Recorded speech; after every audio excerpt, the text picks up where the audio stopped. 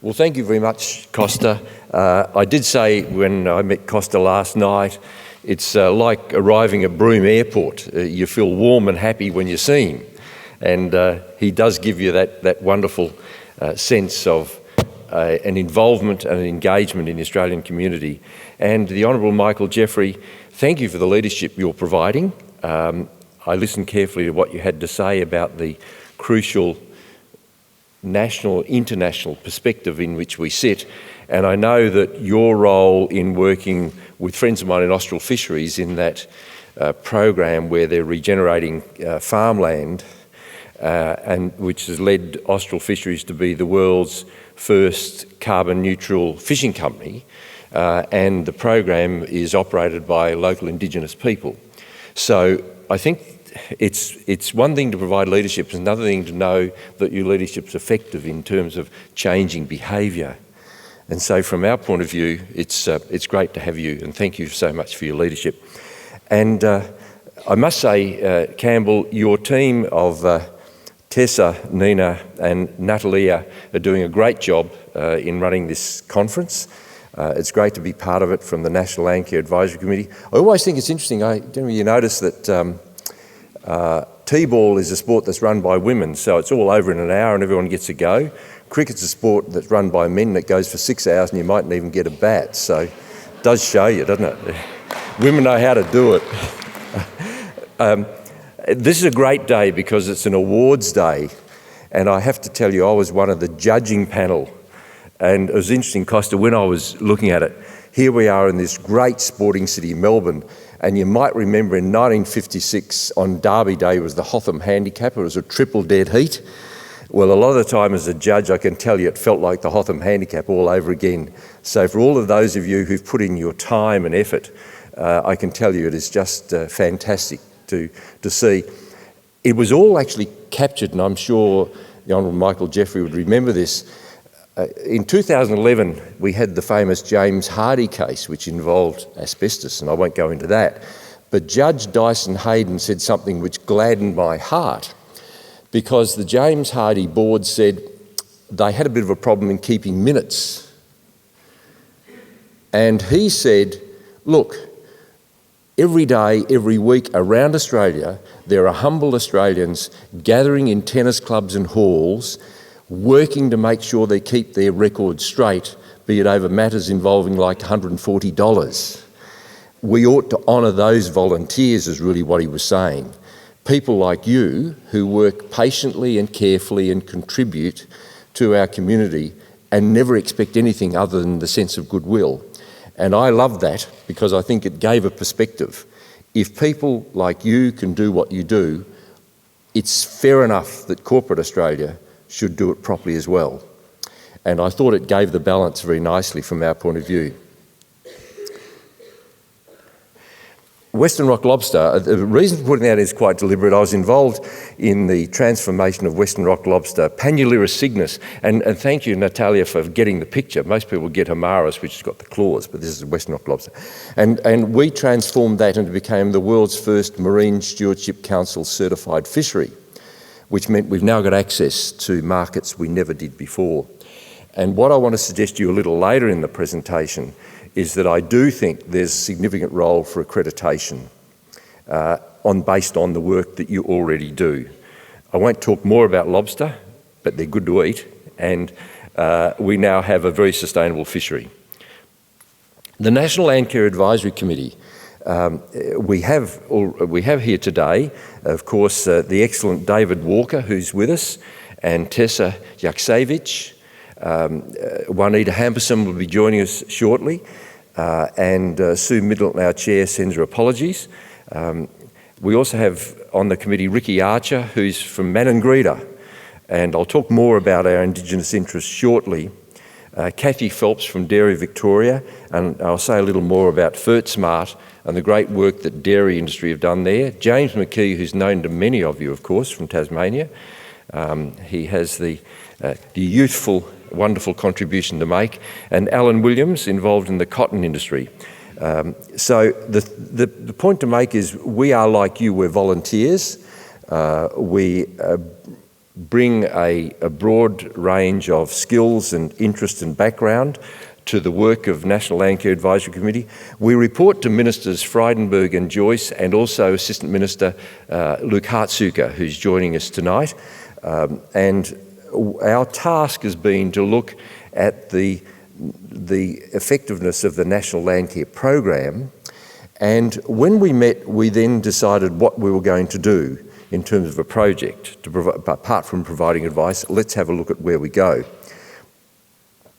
We decided that one of the key issues we need to deal with in Landcare was the economic impacts of it. Because in a world in which, and the point I make over and over again is, Landcare is not a contested public policy space. You don't find, if you go to one side of the parliament or the other, people are arguing for or against Landcare. There's a well-held belief, and a deservedly held belief, that Landcare has made a significant difference to Australia. However, Landcare is a contested public policy space in terms of resources. Given the tight resource framework in which we operate, one cannot just automatically assume that there will be further resources coming to Landcare. So one of the first questions we ask ourselves is, how do we, as a National Landcare Advisory Committee, tell a story about the economic impacts of Landcare? Because we felt in this very tight framework, and just to give you an idea of the tight framework within which we operate, and this is something confronting Treasurer Morrison and Prime Minister Turnbull, is if you look at the current debt situation, for example, Australia has a debt to GDP ratio of 36%, which comes back to the Honourable Michael Jeffrey's comments about where we sit, 36%. But USA's got a debt to GDP ratio of 104%, Japan 229%, Greece 177%, sorry Costa, but it's a bit tough. Germany 71%, Italy 133%, Spain 99%, the EU 85% and the UK 89%. That tells you, and really frankly in economic terms, and I'm a kind of an economic person, once you get above 50%, you're in a lot of strife. It's very hard to rescue yourself. So our government's got a tough job on the economic front in terms of debt to GDP ratio, but it's also got a tough job in terms of interest rates, because we're now in a very tough economic environment. Which brings to the point I want to emphasise. The work that you've done through Landcare has made a significant difference in positioning us economically. We decided to do a study into Landcare in terms of the economics, and to try and determine what were the factors. So we chose 3 industries and we set up 2 scenarios. So economic modelling is funny because it's a bit like no one had bothered when they set up Landcare, sensibly of course, to say, let's look at the economic impact of Landcare. But 30 years later you say, well, what has been the economic impact? So when you start to ask a question about something that you'd never originally thought you'd study, the data's not always easily available. But we did it on basis of, let's have a scenario. Let's look at the change in agricultural output without Landcare and the change with Landcare. And the result was we could demonstrate 1 billion of direct economic market value from the 3 case studies. The 3 case studies were into nutrient and effluent management in dairy, to riparian management in cotton, and no-till in broadacre agriculture, which comes back to your soil observations. And what we could demonstrate that over a 30-year period, because of investment in Landcare, the work of people like yourself, on-farm and off-farm, there was a significant change. But that we also need to hasten quickly to say there are time lags. So you can't go to Treasury and Finance in Canberra and say, if you put so much money into Landcare today, next year this was what's happened. No, it's not like that. And it's exactly your question. You're talking about long-term change, long-term strategies. And really it's interesting, we're now of a time where we can think back to things like the Snowy Mountain Scheme and how that transformed Australia, and that's really the level that I think our patron is speaking about. But really when you look at economic investment, you're saying, is this worth doing? And the answer absolutely conclusively is yes, it is. It's interesting, we've just come off the Rio Olympics. And everyone talked about gold medals. I was more interested in looking at the teams and the effort that went into getting there. But the truth is, in Landcare, we already have the gold medal. When you look at us internationally, we already have the gold medal because we've actually moved ahead of the rest of the world. And your comments about it are significant. I don't know whether you realise just how critical this is. 94% of China's water is compromised. And I come from Perth. When the Chinese middle class come to Perth, they do two things. They buy bullion bars of gold from the Perth Mint, which we're happy to sell them, and we'll even put their name on it. And I was on the Mint board for years, and you can put your name on it, you can come back and check in our vault, and it's there. But they also buy cans of S26 baby food, because that tells you the story, that they don't trust their own food chain. Being involved in the seafood industry, the Chinese middle class buy prawns from the Gulf of Carpentaria, and they buy fresh fish from around Australia. They don't buy their own bassa fillets, and they don't buy Vanamai prawns. Isn't that interesting? Because it says that the work that we're doing as managers of our water and soil has put us in a gold medal position. And I think we should be proud for the reasons that our patron has said. But it's important to capture the ongoing economic work of Landcare, the investment in Landcare, and we've looked at the merit system. And the merit system very clearly is a very important tool for recording information. I'm not one of those, I tend to be someone who, I don't like lots of red tape, but I think the merit system gives us a way of very clearly and effectively measuring how we're going. And clearly the work of the economic report demonstrated that as we go into the future, if we've also got a way of recording the economic outcomes, we'll be in a better position. So that's a clearly strong message from Landcare. And we're saying to government, and we're well served by the Secretariat from people in Department of Environment, Department of Agriculture, people like Sarah and Emma and Michelle who give us great support. But it's really important to understand that we need to record the economic outcomes as we go. We also looked at resilience. This was the other significant project, was resilience. And every time I talk to parliamentarians, we all talk to parliamentarians. In fact, we recently met with Minister Frydenberg and Minister Hartsuka, and the first thing they seized on was resilience. What do we know about resilient communities? And what we're able to demonstrate is that there's a significant outcome in terms of community resilience from Landcare. And it fundamentally is because we get people joining together. And I say to people, people often say, Australians, we're not like the Americans, we don't salute the flag, we don't put our heart on our chest. When the monstrous terrorist attack occurred in Martin Place, look at the thousands of Australians who stood together from all backgrounds to lay flowers because they said, we are a country that believes in ourselves, we have values, our values are quieter, they're less demonstrative, but they're about sharing, respect for humanity, decency, equity, the kind of things we like to think about when we go to sleep at night. And it is absolutely true. And I'm a very strong defender of Australians when it comes to it. When it comes to it, we've got values, and the values are about how we link together. Who were some of the first people? It was interesting when we first met, Tessa will remember this, and David, when we first met, Minister Joyce wanted to know, what has Landcare done? And we said, well, one of the first things we can tell you is when the Victorian bushfires occurred, some of the first groups to get together to get the fences back in place were the local Landcare groups. When the flooding events occur, some of the first people out with the machinery working together are the local Landcare groups. So we've already got people. And it's interesting, the not-for-profit sector reported by the Productivity Commission in 2012 showed that it's worth about $43 billion is volunteerism in Australia, which is an extraordinary contribution of people for the efforts they make. We're therefore saying that it's important to invest in adaptive capacity. We talk about change, we talk about where the world's going and the kind of world that our patron has referred to. How can we adapt these things? But the best way we can do that is to try and equip farmers and Landcare managers to respond in a way, not to retreat, but to go out and do things. And the report that this second project is that will be completed by October, it's essentially a research-based report, is demonstrating how adaptive capacity can be put in to communities, and Landcare is a fundamental element to that, because people talk to one another, because people link together, because people have a shared set of values.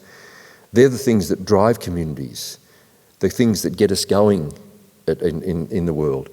And so that report, as I say, is due out soon, and clearly what we're seeing is high trust communities, high trust and cooperative communities are more effective. You'll be familiar with the work of people like Putnam and others who talk about the difference between southern Italy and northern Italy. Southern Italy dominated by the mafia, used to a hierarchical society. Northern Italy, people are close, collaborative, creative and entrepreneurial. The economic growth in northern Italy is about 4 times higher than in southern Italy. For no other reason than people get along, people do things. And it's interesting, when you think of the work that you do, and this work that I referred to Justice Dyson Hayden, the things you do, you're not required to do, you do because you believe in it. And for me, that I think is fundamental. And one of the messages that I think this conference really is important is the coordination between the National Landcare Networks, the NRMs and Landcare Australia, how we can all work together. That's one of the messages we keep talking to government about, is we've got these people, it's important that we work together on similar tasks. The third project has been telling the story, and this is where we go around and talk to parliamentarians about the work of Landcare Australia. And we're doing that. This isn't lobbying, this is actually just explaining, because as I mentioned at the outset, this isn't a contested public policy space. This is a space where the resources are contested, but not the political positions. So to tell the story principally to government, to opposition, to crossbenchers, and we've been emphasising how important Brand Australia is.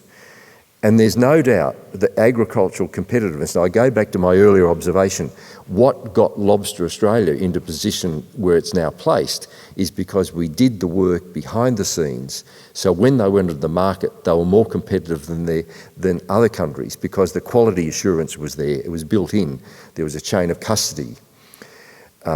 So what we're talking to parliamentarians about is how important Brand Australia is, how important it is in the competitive sense, how the adaptive capacity means that we've really got a workforce and a community that's able to continue to drive improved practice. It's also significant, as we're saying, in terms of drought readiness, and these things operate on a multiple scale, because you're taking what amounts to private effort and energy, and we're building that into a community outcome.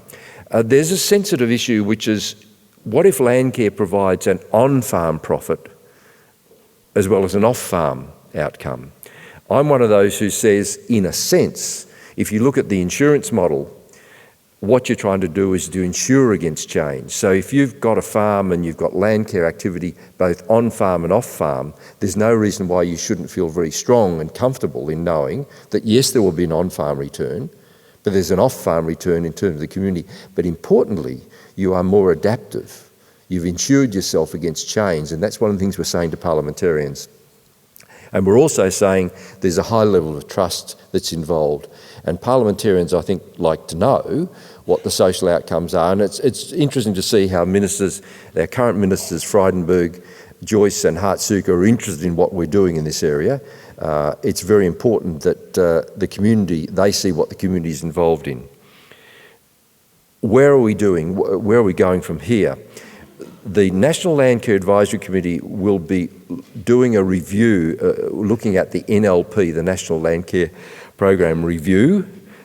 We'll be involved in considering that and providing input to the departments as to what they're doing. We're also involved in innovation engagement. This is a new and important story about where we go. And including in that, and I go back to my earlier observation about accreditation, I think, and we've had some discussion about this. David Walker uses the term accreditation. I was using the term certification. I think David's right in that accreditation, if you're doing something and it's good and it shows up as being good and it shows in terms of the market price, why wouldn't you want to link it to a market outcome? Why wouldn't you want to get a return if what people are looking for is, tell me how this food is getting to market? tell me the circumstances around. And I know as someone involved in the seafood industry that increasingly everyone wants to know where the fish has come from. Is it sustainable? Have you damaged the environment in producing it? Will it continue to produce? And so on. And I think they're reasonable questions. And I think those questions are sensible to be asked. And really, when we look at our patron's comment, he's really saying, let's now tell the story about how we manage our soil and our water inputs and the people around it. It's interesting, we did this project, you'd be really interested with Austral Fisheries. We advertised in the Weekend Australian magazine. We didn't tell a story about fish, we told a story about the people that work for the company. And everyone was most interested to know about that. I think the story to be told is about the people who work in Landcare, which is you, really. You're the difference that we think is significant. Finally, that we're looking at the Indigenous engagement. It's of concern, I think, that so often it's like the Indigenous engagement runs just separately. It's our view that we need to look at how Landcare, particularly in Northern Australia, its impact on Indigenous protected areas, how they're managing marine reserves, and one of our members, Ricky Archer, is leading that, but we're very interested in how we can work cooperatively with him on that. That's the National Landcare Advisory Committee that we talked about, Ricky Archer and James McKee and others around it. Cameron O'Neill. I omitted to mention Cameron at the outset. Cameron's from the Maranoa area in Queensland and brings great local involvement. He's involved with the Maranoa Council. So that's the National Landcare Advisory Committee. As I say, we meet a couple of times a year. We try and do a lot of our work on the phone and try and minimise our use of resources. But we've got some important stories to tell. And I think I can tell you, I feel privileged to be part of a process as a volunteer that's able to provide this input in terms of government policy. Thank you so much for your patience and time in listening to me so carefully. Thank you.